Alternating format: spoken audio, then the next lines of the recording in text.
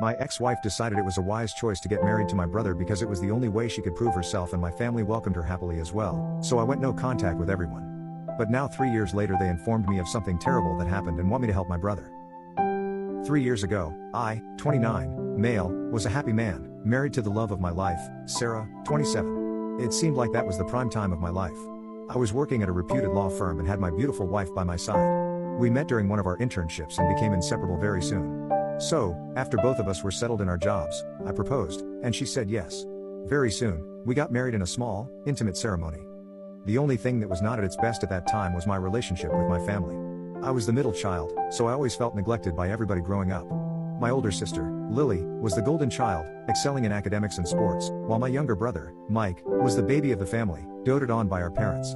I, on the other hand, seemed to exist in a perpetual blind spot. Even when I made it into law school, my parents' reaction was lukewarm at best.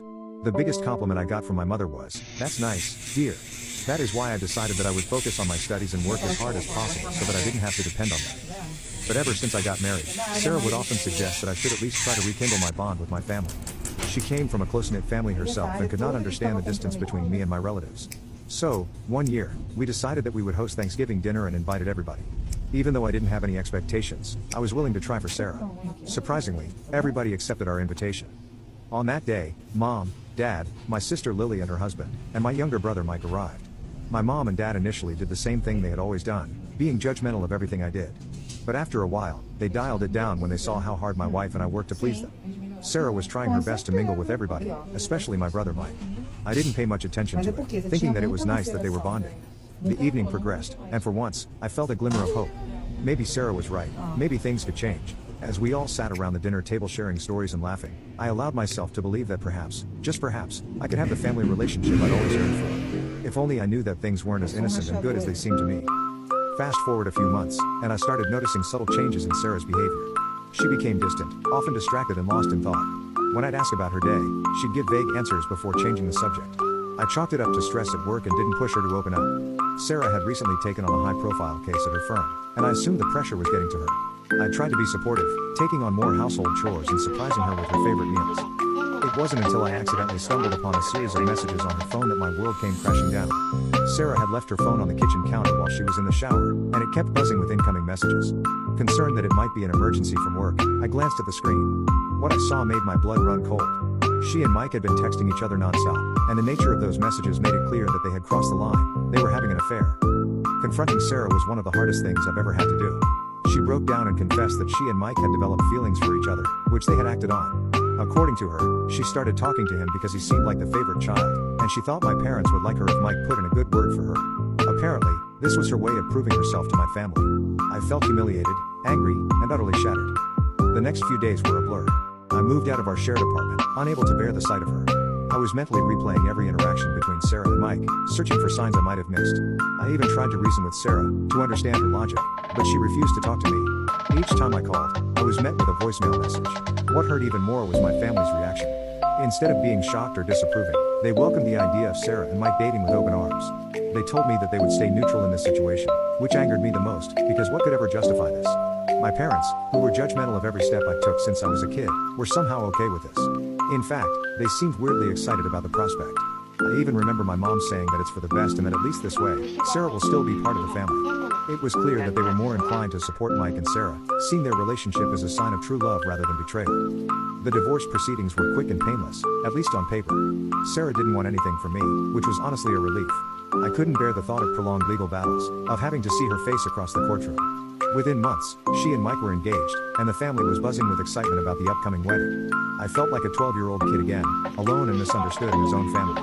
The betrayal cut deep, not just from Sarah and Mike, but from my entire family, who seemed to think this was perfectly normal behavior. On the day of their wedding, I packed my bags and left town. I didn't leave a note, didn't say goodbye. I simply disappeared from their lives. I moved to a different state, changed my phone number, and cut all ties with anyone who might contact me in my past life. It was a drastic move, but it felt like the only way to preserve what was left of my sanity. For the last 3 years, I focused on rebuilding my life. I threw myself into my work, taking on challenging cases and building a reputation as a formidable attorney. I made new friends and even started dating again. Slowly, the pain began to dull, and I started to feel like myself again. I thought I had finally put that chapter of my life behind me. My new life was good, Not perfect, but stable and fulfilling in a way I hadn't thought was possible after everything that had happened. But life has a way of throwing curveballs when you least expect them. Out of the blue, I got a call one day, and even though the number wasn't saved in my contacts, I recognized it immediately, my mother's cell phone. I did not answer the call. I was not about to let them destroy the life that I had built for myself all over again. It was very clear by now that any call from family meant bad news. But Mom wasn't accepting defeat either. She would bombard me with calls and voice messages. Each missed call felt like a ticking time bomb, threatening to shatter the peace I had so carefully constructed. Eventually, I gave up and picked up the call. Mom was on the other side, and her tone was weirdly chirpy, as if nothing had ever happened. She asked me how I was doing, where I was exactly, and mentioned that the family missed me, like that would ever happen. To an outsider, this might seem like a normal conversation, but knowing my mother, this was anything but typical. She was never one to be lovey-dovey with me, our interactions had always been more practical, bordering on cold. So, her sudden warmth felt bizarre and definitely not genuine. Cut her off, demanding to know why she was calling me after all this stuff. She tried to evade my question, insisting that I should come home for dinner to discuss things in person. The mere suggestion of returning to that house, the scene of so much betrayal and pain, made my stomach turn. I firmly told her that whatever she needed to say, she could do it over the phone. There was a pause on the other end, and then she dropped the bombshell. Mike was in serious trouble. She explained that he had developed an addiction and had accumulated significant debts. In a desperate attempt to cover his losses, he had embezzled money from his employer.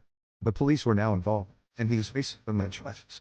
My family was in turmoil, and they didn't know where to turn, so they were asking for my help, given my legal background. After hearing this news, on the one hand, I felt like this was spot. I had this coming for a long time. The same brother who had betrayed me is now seeking my help. They avoid family everything and all but erasing my father. So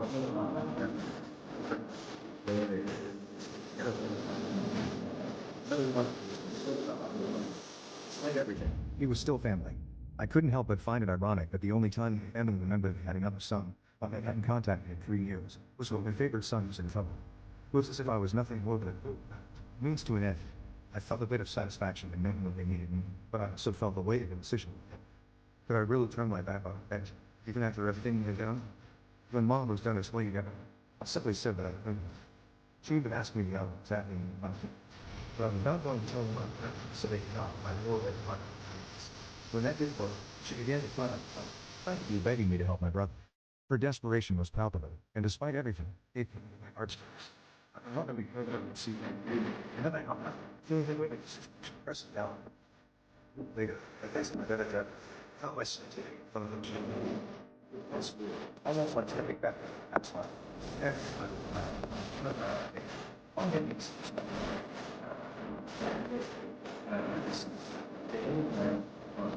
When you have it, we'll give this a set that. To the same case, he was doing this uncomfortable reunion as quickly as possible. I explained all the details to Mike and made it clear from the start that while I would help them find a competent lawyer for Mike, I would not be personally handling the case. My father, however, was not pleased with this. He made a snarky comment, saying something to the effect of, "Is this how you repay us for everything we've done for you, for making you who you are today?" When I got offended by that, my mom made a remark that it was my responsibility to help my family. That was the final straw.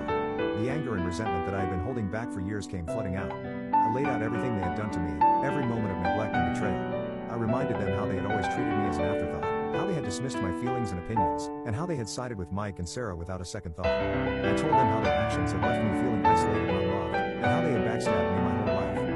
My family looked shocked, as if they had never considered how their actions had affected me, but at that moment, I didn't care. I was done trying to make them understand, done trying to seek their approval or love.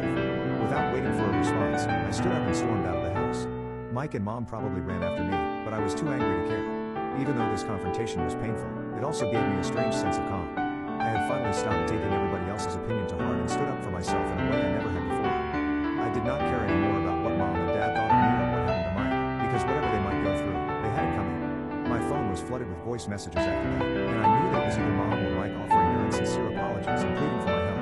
I ignored them all. I was determined to stay firm in my decision to maintain my distance. But days later, I got a call from another number, and I picked up, thinking that it could be work-related. But no, it was Sarah, my ex-wife. She started by apologizing, saying she was sorry for everything that had happened between us. It was the same kind of elaborate apology I had heard from my family, full of regret and self-pity. Sarah went on to explain that Mike was in deeper trouble than I might realize. She claimed that he had gotten involved with some very dangerous people through his habit and that the embezzlement charges were just the tip of the iceberg. According to her, if Mike didn't get out of this mess quickly, he would sink even deeper, potentially facing much more serious consequences.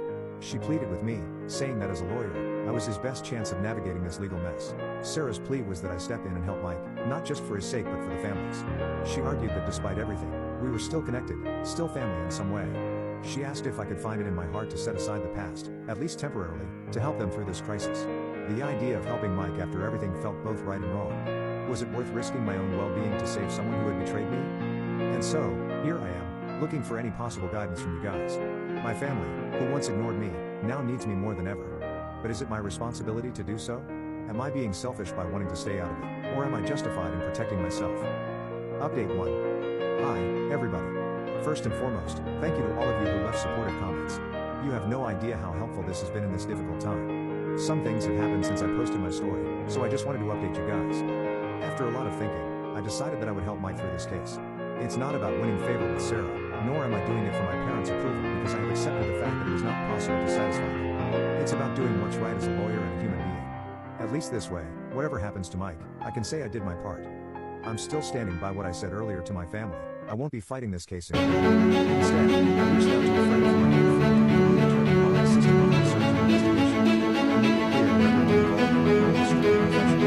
This isn't about reconciling or prejudice. It's about ensuring Mike has a fair chance at his own development. As we dug into the case, it became apparent that Mike had himself in a mess with some pretty shady characters. From what we gathered,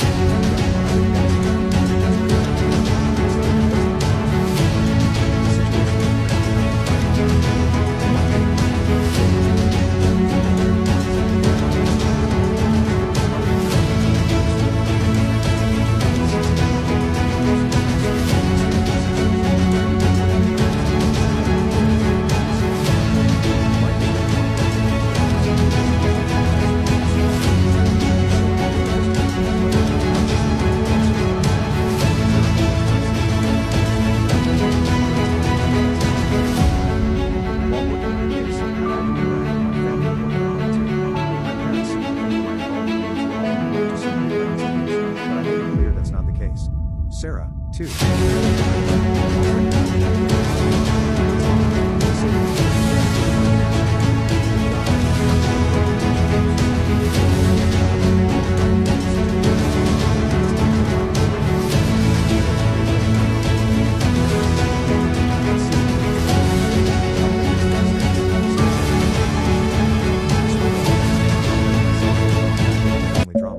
I've been careful to set boundaries and make sure that my involvement doesn't extend beyond the legal aspects.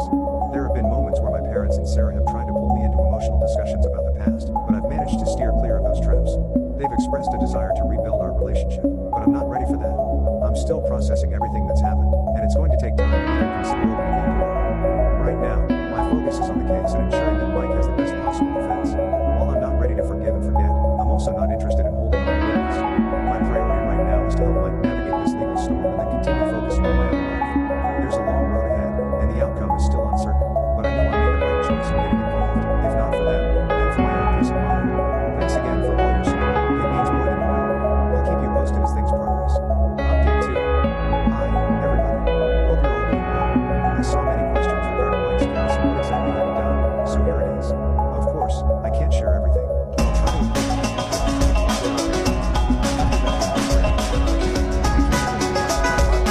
My ex-wife decided it was a wise choice to get married to my brother because it was the only way she could prove herself, and my family welcomed her happily as well, so I went no contact with everyone. But now 3 years later they informed me of something terrible that happened and want me to help my brother. Mike had racked up considerable debts, and to cover his financial losses, he borrowed money from some shady characters. To repay these debts, he started embezzling money from his employer. This wasn't just a case of stealing from petty cash. Mike was manipulating financial records, creating false invoices, and transferring significant sums into accounts under his control. Initially, he managed to keep it under the radar, but as the amounts increased, so did the risks. The company's internal audit team eventually caught on, uncovering the loopholes that led to a further investigation. The evidence they found was damning, with detailed records showing how Mike had systematically mooched off the company funds. That led to him getting sued, facing charges of embezzlement, fraud, and potentially more depending on the outcome of ongoing investigations. The prosecution's case is strong, with a trail of digital and paper evidence that links Mike to pretty much everything. But that wasn't all. As I was skimming through all the evidence, I found out that someone else was involved in covering up the embezzlement. The shock hit me when I realized it was Sarah, my ex-wife. This felt like a sucker punch. Sarah, who had once been my partner, was now entangled in this scandal with my brother. I had to confront them both to get their side of the story. Mike looked lost, a far cry from the confident younger brother I remembered, while Sarah seemed defensive. They told me their version of events, describing a downward spiral of poor decisions and desperate actions.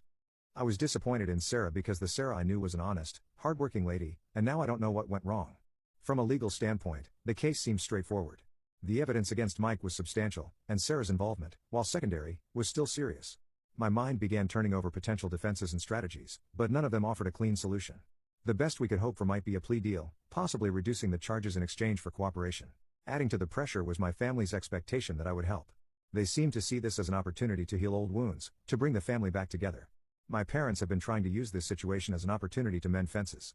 Well, by parents, I mean Mom. Dad is still not thrilled about the fact that I'm not personally taking care of the case. But I couldn't forget that they had welcomed Sarah back into the fold without considering the impact on me. Now, they wanted me to fix the problem, partly of their own making. Sarah has also been around, expressing concern for Mike and offering help. She seems to be dealing with her own guilt and regrets, and has tried multiple times to have that conversation, but I've no interest in whatever story she has, especially now when she has become Mike's partner in crime. As we prepare for the trial, the atmosphere is tense. My family is anxious, hoping for a favorable outcome but also dealing with the reality that Mike's actions will have consequences. I've had to remind them repeatedly that while I can help legally, I can't undo what's been done or change the past. The next steps would be crucial, preparing for a potential plea deal, gathering character witnesses, and planning for the worst-case scenario. To everyone who's been following this and offering advice, thank you for your continued support. It's been invaluable in navigating this difficult time. I'll keep you updated as the trial progresses, and hopefully, the next time I write, I'll have more clarity on the outcome. Update 3. Hi, everybody. I'm back with an update, and I think this will be my last one. Buckle up for a bunch of news, and believe me, the last one was unexpected for me too, so let's dive right in.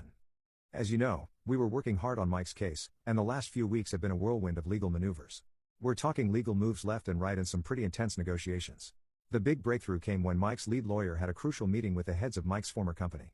This meeting was do or die time, not just for Mike's legal future but for all the craziness that came with his case. We were trying to work out a deal that would let Mike make things right without dragging everyone through a full-blown court drama. Now, those board members were definitely mad, feeling like Mike had stabbed them in the back after years of trust.